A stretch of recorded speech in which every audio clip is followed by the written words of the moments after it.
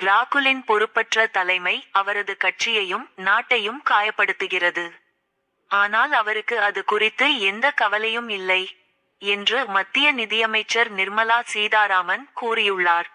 தில்லியில் நடந்த நிகழ்ச்சியில் பேசிய லோக்சபா எதிர்க்கட்சி தலைவர் ராகுல், தற்போது ரத்து செய்யப்பட்ட விவசாய சட்டங்களை நான் எதிர்த்தபோது அருண் ஜேட்லி என்னை மிரட்டினார்.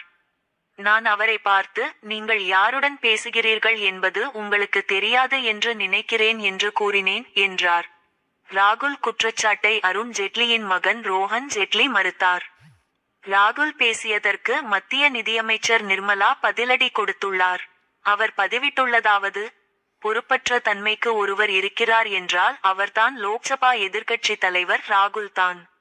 பொதுவாழ்வில் இருந்தவர்கள் குறித்து அவர்கள் தற்போது இல்லாத நிலையிலும் கூட அவர்கள் மீது ஆதாரமற்ற குற்றச்சாட்டுகளை வீசுவது ராகுலுக்கு வழக்கமாகிவிட்டது. மறைந்த முன்னாள் நிதியமைச்சர் அருண் ஜேட்லி பற்றிய அவரது பேச்சுக்கள் வெறுக்கத்தக்கவை. நம் நாட்டிற்கு ஒரு வலுவான எதிர்க்கட்சி தேவை. ராகுலின் பொறுப்பற்ற தலைமையால் அவரது கட்சியும் நாடும் காயப்படுகிறது. ஆனால் அவருக்கு அது குறித்து எந்த கவலையும் இல்லை.